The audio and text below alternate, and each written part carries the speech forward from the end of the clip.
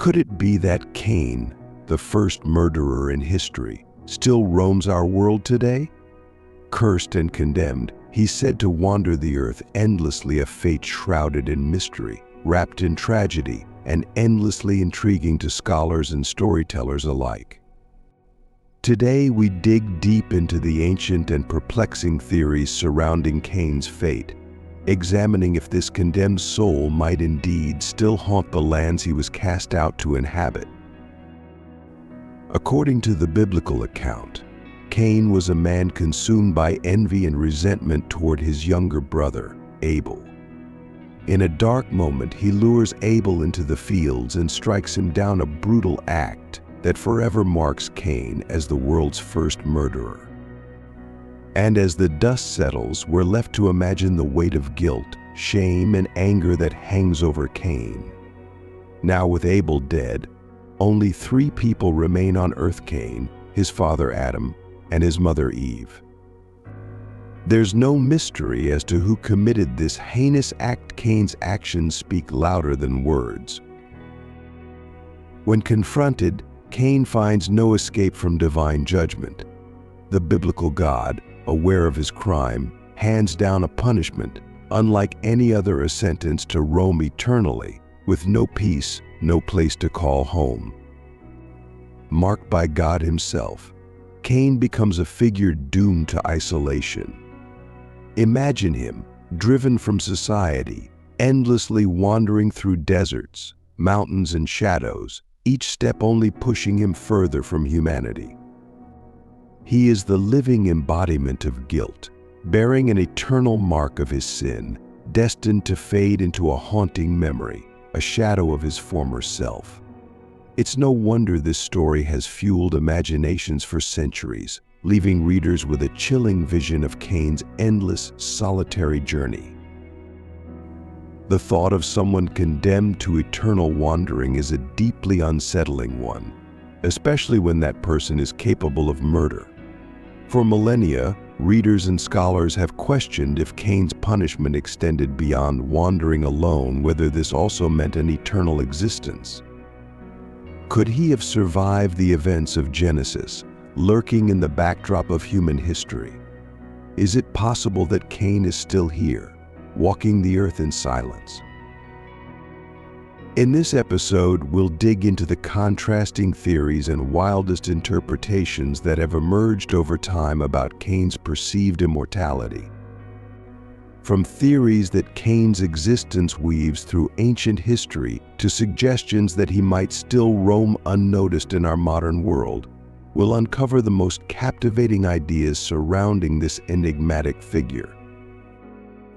To fully grasp the depth of Cain's punishment, we must turn to Genesis, where the biblical God finds Abel's lifeless body and condemns Cain with these words, "Now you are under a curse and driven from the ground, which opened its mouth to receive your brother's blood from your hand. When you work the ground, it will no longer yield its crops for you. You will be a restless wanderer on the earth." This ominous curse hints at more than mere punishment. It suggests a form of torment, a soul torn from humanity, rejected by both the earth and the divine. What does this mean for Cain, a man marked forever? And what might this ancient curse signify for the rest of us? Upon hearing this, Cain laments that this is more punishment than he can bear. He also points out that the punishment is kind of unfair in that not only is he being driven away from his home, but that anyone who finds him might kill him anyway. So, to ensure this did not happen, the biblical God said unto him, "Not so. Anyone who kills Cain will suffer vengeance 7 times over." Then the Lord put a mark on Cain, so that no one who found him would kill him. After this, we don't really know what happened to Cain, as the Bible shuffles him off into obscurity shortly after this passage. We do know that his wandering saw him journey to the land of Nod, which we are told was east of Eden. Later, we are told that Cain was able to find a wife and even had a son named Enoch before committing to a project that saw him building a city, also named Enoch. Scholars generally agree that Cain's wandering came to an end here. One of the more conventional interpretations is that Cain, after wandering, eventually found peace and settled. He married, had children, and founded a city named Enoch. Some scholars believe his curse may have ended here, allowing him to live out his days like any other mortal. In this view, Cain's punishment wasn't perpetual, and he naturally met his end, just as others did. It is possible that after starting a family and a city, Cain would naturally have settled down, and though he was still unkillable courtesy of the mark, he was still susceptible to old age, which naturally came to him. You'll notice that the mark God placed on Cain ensured that Cain could not be killed by any person, or at least it dissuaded anyone from trying. But this did not protect him from hunger, thirst, disease, or old age.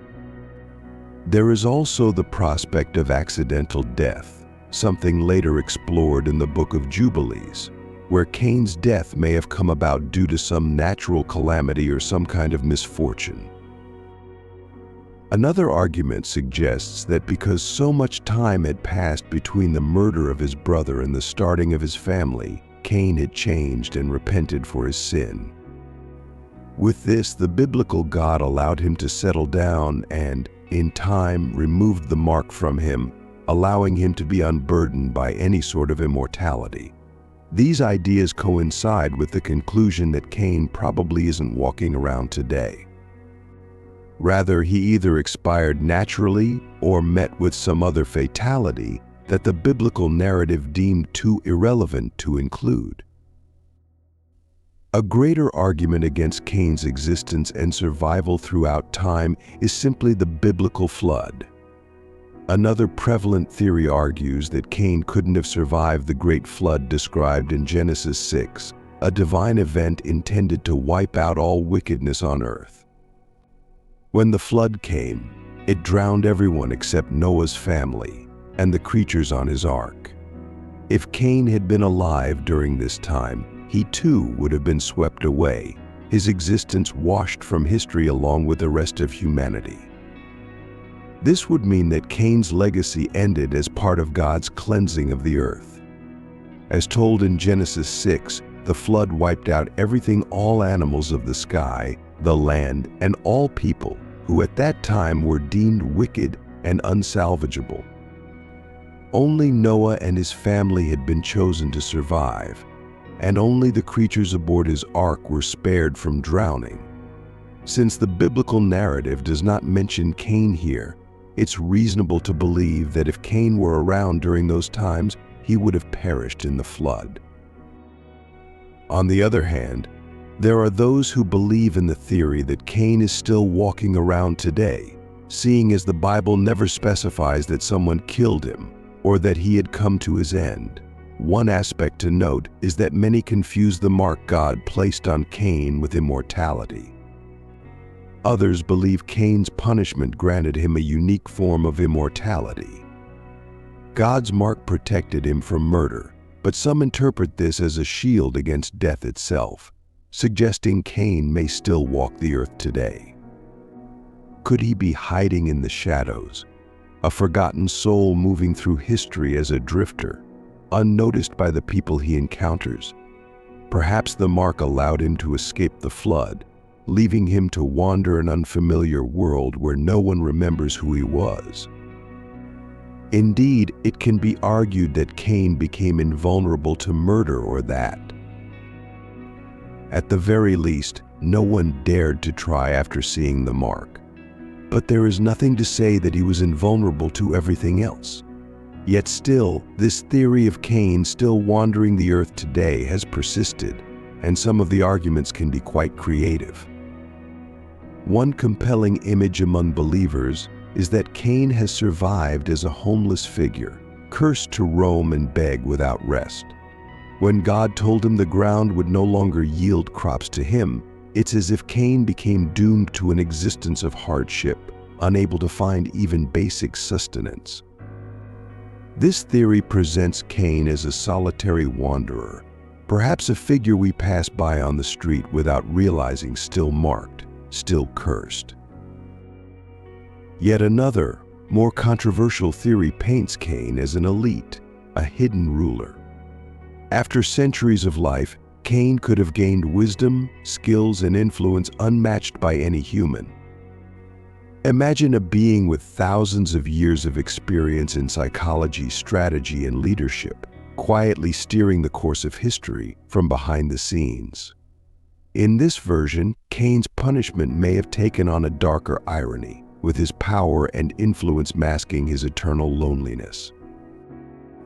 One argument suggests that after killing Abel and wandering to the land of Nod, Cain continued to wander until he built the city of Enoch. Thereafter, he resumed his wandering before disappearing into obscurity, where he either changed his identity or became so reclusive that no one could find him. This could be a plausible explanation, but it still doesn't solve the issue of the flood. How could Cain have survived the flood when it was specifically designed to wipe out people like him? To answer that, believers of this theory resort back to the mark, suggesting that the mark provided Cain with an ironic protection.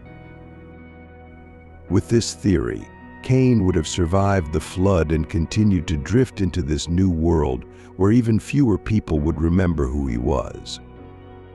For those who take this narrative literally, there is an idea that Cain's existence may have continued well beyond the Old Testament, even to the point that he is still alive today somewhere.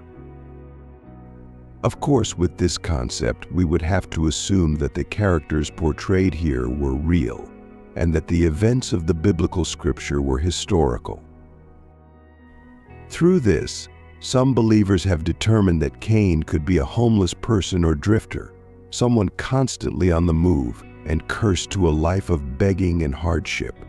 Proponents of this theory use the exact terminology in God's curse to reinforce the idea that when Cain worked the earth, it would not yield any crops. Hence, when Cain tried to acquire sustenance or improve his situation, it would be to no avail. Assuming this theory is correct, Cain's guise as a homeless person or drifter in the modern era wouldn't be implausible. If God's curse prevented Cain from acquiring food, money, or any of life's basic needs, it's very likely that Cain would find himself in such a position. Alternatively, another theory presents quite the opposite perspective, suggesting that Cain is one of the elite, if not the elite, and possibly even a secret ruler of the world. If you consider how long Cain would have been alive, it's possible he acquired more skills and talents than anyone else who ever existed. He would have had thousands of years to learn human psychology, strategy, warfare, self-defense, and perhaps even ancient dark magic. According to this theory, Cain's immortality could allow him to maintain a position at the top of the world hierarchy over the centuries. In yet another theory, some groups believe that Cain is the Sasquatch or Bigfoot, living isolated from humanity among caves in the wilderness. In the Book of Jasher, a 17th century Hebrew text that provides additional, sometimes controversial concepts, we are given a version of Cain's demise. In this story, we learn that long after Cain's exile, the biblical character Lamech, who was blind, went out hunting with his son Tubal-Cain. During the hunt, Tubal-Cain was startled by a shape on the horizon and instructed his father to shoot. Lamech, despite being blind, managed to hit his target, which happened to be Cain's heart. Here, Cain dies from the wound, suggesting that the mark did not make him invulnerable to being murdered but served as a strong warning to others. After all, God had told Cain that anyone who killed him would suffer vengeance 7 times over, so it's likely that those who saw Cain kept their distance rather than actively trying to kill him. Another theory from the Book of Jubilees, an ancient Jewish apocryphal text, tells us that Cain was killed when his house collapsed on top of him.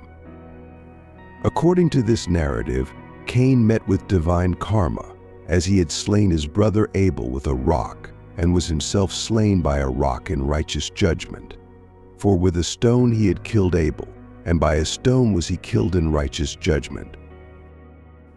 The story of Cain, an outcast, cursed and condemned to wander, has intrigued us for centuries, not only because of the mystery surrounding his fate, but also because of the profound questions his story raises about sin, punishment, and redemption. Was Cain forever burdened by his actions, or did he ultimately find peace? The idea that he may still walk among us, bearing an eternal curse, sparks our imagination and forces us to confront the weight of our own actions and the paths we choose in life. Cain's story reminds us of the consequences of unchecked jealousy and hatred. His actions didn't just end a life, they altered the course of his own destiny, leaving him marked and separated from the rest of humanity. For some, Cain represents the lonely wanderer, cursed to drift eternally, a symbol of the human struggle with guilt and the need for atonement. For others, he is a character who, through remorse and a shift in purpose, found a path to redemption, even if only within the boundaries of his own heart. Could it be that Cain's wandering finally led him to understanding, and in that understanding he found rest? Or is it possible that his punishment was, indeed, eternal and endless journey across barren lands, seeking but never finding peace? Perhaps he still roams, not as a man but as a shadow, a reminder of a warning given long ago. And then there is the matter of the mark. Was it a shield from death, a symbol of protection, or, paradoxically, a mark of his isolation from humanity? Was it a warning to others or a reminder to Cain himself of the life he had taken and the brother he had lost? This haunting image of Cain's wandering and the questions it brings about divine justice, forgiveness, and human nature keep us captivated. These themes resonate with us because they are universal. We all carry the potential for both goodness and error. Cain's tale urges us to examine our own hearts, reminding us of the weight of envy and the high cost of unchecked anger. So does Cain still walk among us, hidden in the fringes of society, or did he find rest centuries ago? Whether his story ended in Genesis or continues today, Cain's legacy is a powerful reminder of the choices we make and the paths we follow. What are your thoughts on the theories we discussed today? Do you believe Cain's journey ended, or could he still be out there, hidden in plain sight? Let us know your thoughts in the comments below. We'd love to hear your perspective on this ancient mystery. If you enjoyed this exploration, don't forget to give this video a thumbs up and subscribe to our channel. Here we dive into the hidden corners of history and biblical mysteries, shedding light on stories that continue to fascinate and inspire us. And be sure to hit the notification bell so you'll never miss an episode. Until next time, stay curious, keep exploring, and remember, every story has its shadow waiting to be uncovered.